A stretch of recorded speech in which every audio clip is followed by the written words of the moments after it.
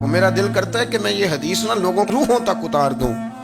حضور فرماتے ہیں میں نے جس کے سامنے دین پیش کیا اس نے دلیل مانگی،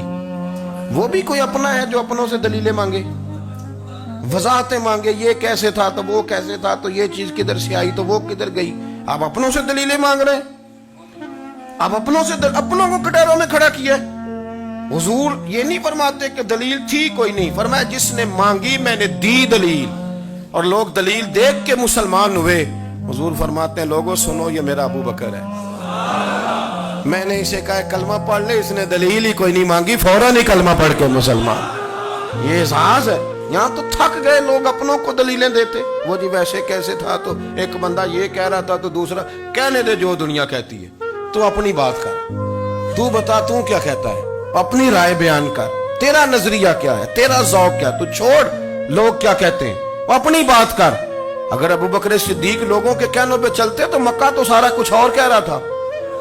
اس وقت تو کچھ تھا ہی نہیں جو کہتا کہ نہیں تو ٹھیک چل رہا ہے، دنیا ساری کچھ اور کہہ رہی تھی، لیکن صدیق اکبر کہہ رہے تھے نہیں نہیں، سچ وہ ہے جو مدینے والے رسول فرماتے ہیں، سچ وہ ہے جو میرے آقا نے فرمایا۔ اپنی زندگی میں انہوں نے بتایا لوگوں کو کہ دین کا مزہ لینا ہے تو پھر ذرا غلامی کر کے آتا ہے، پھر ذرا پورا پیار کر کے آتا ہے، پھر پوری محبت دے کے پھر غلامی کا مزہ۔ حضرت اسماء بنت ابی بکر صدیق فرماتی ہیں کہ نبی پاک صلی اللہ تعالی علیہ وسلم نہ حرم شریف میں داخل ہوئے، ایام مکہ میں، مکے کے دن تھے، حضور حرم مکہ میں داخل ہوئے، کافروں نے، ابو جہل نے پہلے سے سازش کی ہوئی تھی۔ جیسے ہی حضور اندر داخل ہوئے تو شور کرنے لگا، کہنے لگا یہ تمہارے بتوں کو برا کہتے ہیں اور تمہیں شرم نہیں آتی، یہ تمہارے معبودوں کو گالی دیتے ہیں، معاذ اللہ یہ برا کہتے ہیں، میں خیال نہیں آتا۔ لوگوں کو اشتعال دینے لگا، لوگ مختلف جگہوں سے اکٹھے ہو کے حضور کے گرد جمع ہو گئے۔ آپ نے کہا ہے کہ بت جھوٹے، حضور فرمانے لگے کہا ہے۔ آپ نے کہا ہے کہ یہ کچھ نہیں کر سکتے، فرمایا کہا ہے۔ آپ نے کہا ہے یہ کوئی نفع نقصان نہیں دیتے، حضور فرمانے لگے کہا ہے۔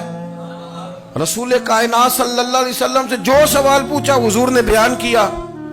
چاروں جانب سے وہ نبی کریم پر ٹوٹ پڑے، معاذ اللہ مارنے لگے۔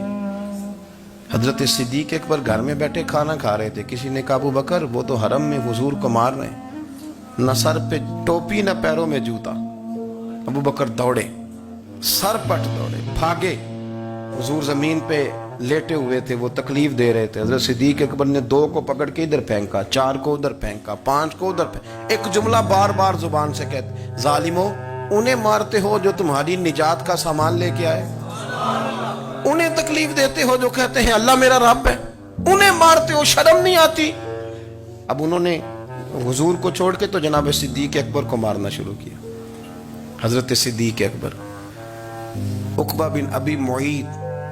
عتبہ عتیبہ ان کے ہاتھوں میں جوتے تھے۔ آج کل جوتے وہ نہیں ہوتے جو اس زمانے میں تھے، جوتا ہوتا تھا لکڑی کا، کھڑاؤں کہتے تھے، وہ جوتے پکڑ لیے اور جناب صدیق اکبر کے سر پہ مارنے شروع کیے۔ سر پہ جوتے لگ رہے ہیں، لگتے جا رہے ہیں، خون بہتا جا رہا ہے۔ حضرت صدیق اکبر نے بازو کھولے ہوئے بے ہوش ہو کے گرے۔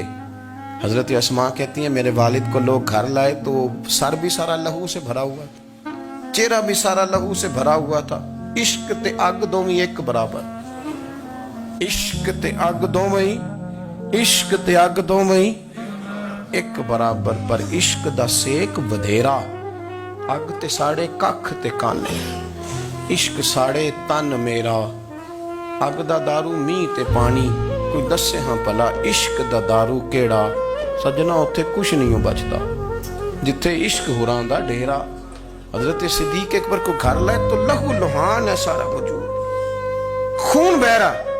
جناب اسماء کہتی ہے میں نے سر پہ ہاتھ رکھا، دیکھوں کہاں کہاں میرے والد کو، میں رو رہی ہوں، میں نے سر پہ ہاتھ رکھا تو کہتی ہوں بال بھی میرے ہاتھ میں آ گئے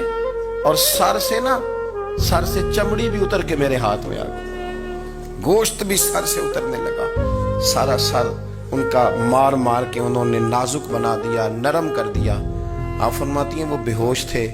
ہم ان کے منہ میں دودھ ڈالتے تھے، لیکن وہ جب بھی آنکھ کھولتے تھے تو زبان پر ایک ہی لفظ تھا، ظالمو انہیں مارتے ہو جو تمہیں کہتے ہیں میں اللہ کا رسول بن کے آیا، انہیں مارتے ہو۔ اس ترتیب سے رسول اللہ کی غلامی کی،